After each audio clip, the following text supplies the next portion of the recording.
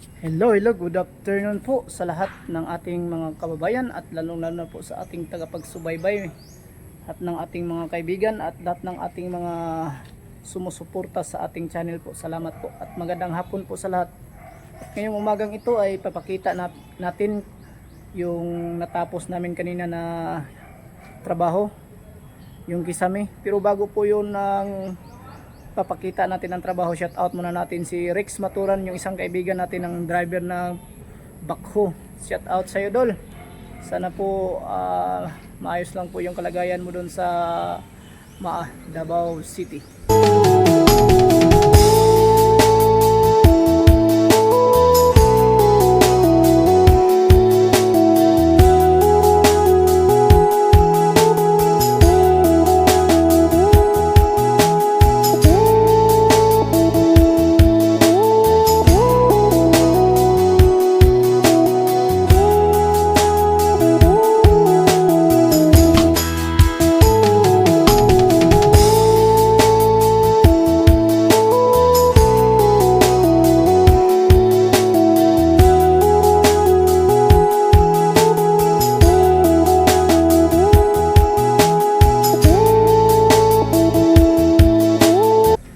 Ngayon, papakita natin yung mga trabaho natin na natapos kanina. Sige, let's go. Ito po.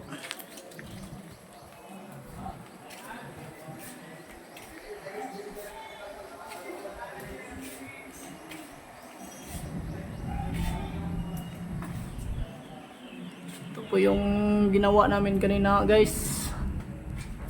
Yan po ang natrabaho ko kanina, guys, yung pinapakita ko na video na sa unang video. Yan po ang design namin na ginagawa. Yan,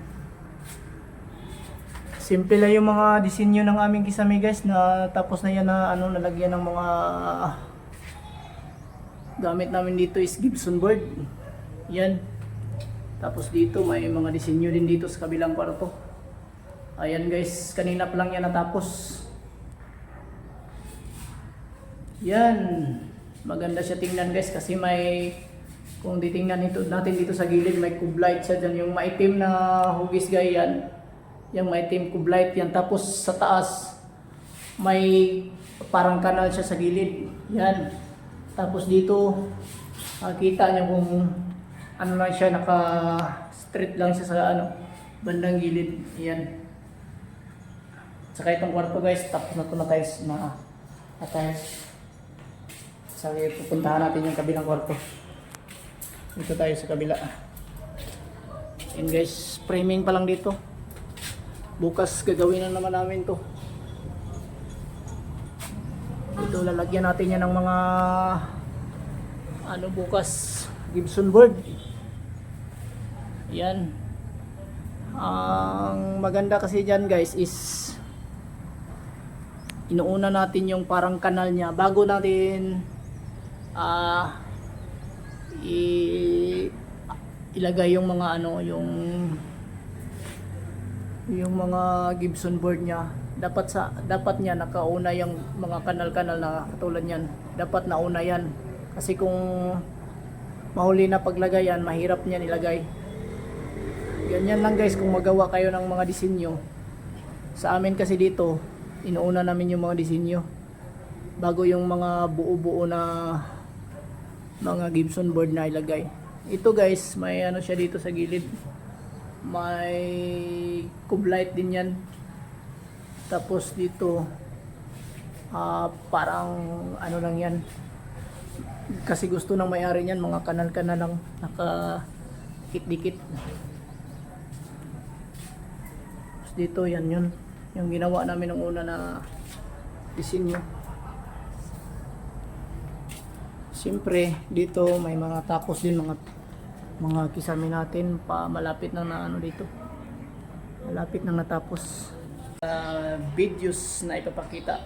Kasi po dito sa aking mga video post, ituturo ko po ang mga paggawa kung paano at ganito ganyan ang kalalabasan ng trabaho. Lalong-lalo na po dito ngayon, tuturo ko sa inyo kung paano ang tamang pagkabit ng mga Gibson board. Dito Kasi ngayong araw na to, nagkabit kami ng mga Gibson. Dito ipapakita ko sa inyo mamaya.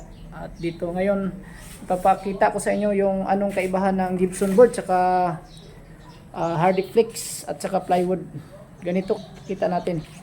Itong Gibson board na hawak ko, ito madali lang to siyang masira kung matamaan to ng tubig tsaka ng ulan. Yung bubong nyo kung may mga tagas, may mga tulo dyan, tapos ganito ang ginagamit nyo Gibson, madali lang to masira. Talagang maglaglagan to pag nabasa to. Katulad nito, yung nagdala ng tibay nito is yung ano lang, yung sa ibabaw lang. Kung matanggal na to, kung sa taas, tingnan nyo, kung natanggal to, pag tingin nyo, para lang siyang pulbo. Oh, tingnan nyo, nakapulbo lang yan. Oh, madali lang siyang sira. Ganyan lang. Pero yung sa Hardiflex kasi matibay kasi yan, kahit ulan, init, kaya niya, hindi siya madaling masira. Tsaka yung plywood, ang kailangan niya lang dyan is ang tamang pagkabit. Hindi katulad nito yung mga Gibson. Maganda to kung yung mga bubong natin is walang mga tulo. Madali lang siyang ikabit kasi black screw lang yung mga gamit natin, katulad niyan. Itong gamit namin, mga black screw lang yan. Ito, mga black screw. Mataas to pero may mga maiksi nito. Yan na muna kasi naubusan kami. Ito lang muna nung ginagamit namin for ano lang, temporary. Papakita natin mamaya guys ang mga ginagawa natin.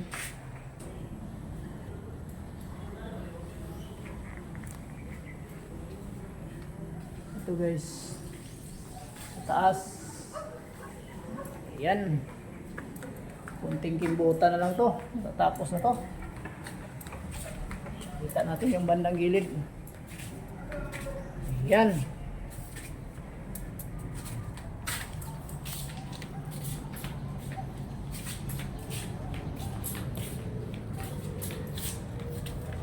Dito sa labas, kita din natin yung mga niya. Yan yung dyan guys, yung gusto ng may-ari, lagyan muna ng steel matting bago yung kisame na yung PVC panel dyan sa taas. Ayan. Tapos ikutin natin to, tapos na masilyahan dito sa labas, yung labas na masilyahan na. Ayan.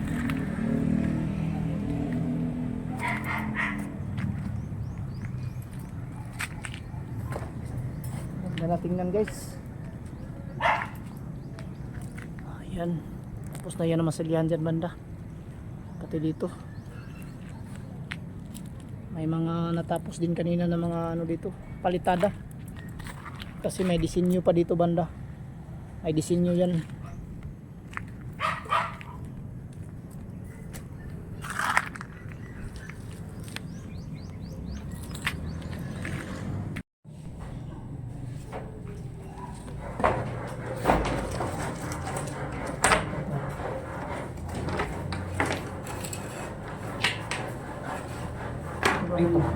Pul, tamakan pul. Patay na.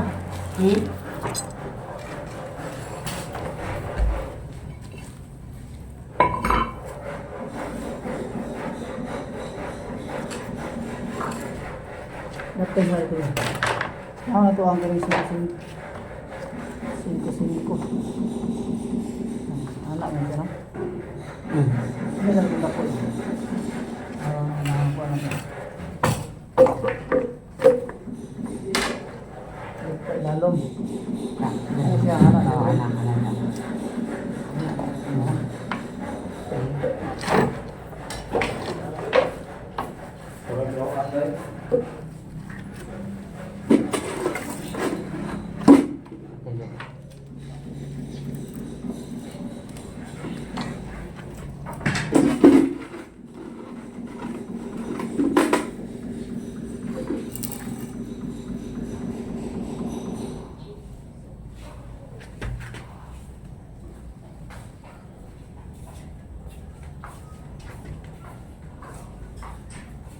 Dito man na si for mag-Christian.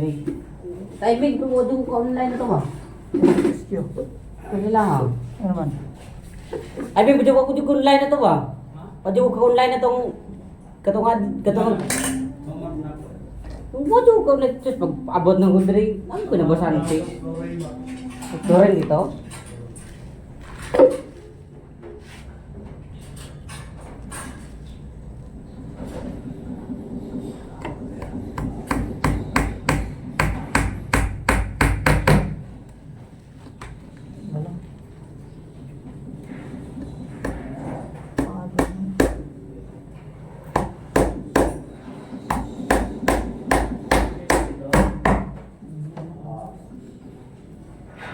Wala. Taas mo kayo. Wala. Kaya sulod mo na dyan, sulod. Taas mo kayo, Gon. Tumbo dito. Ah, naka-timer rin na. Naka-timer mo. Yan guys, yan ang ginagawa namin. Mga design. Yan. Kabit na din to. Guys, salamat sa palaging pagsusubaybay nyo sa aming channel po. Ay sana po ay hindi kayo magsawang sumuporta at sana po ay sa mga trabaho nyo din ay gabayan kayo ng Panginoon. Thank you po.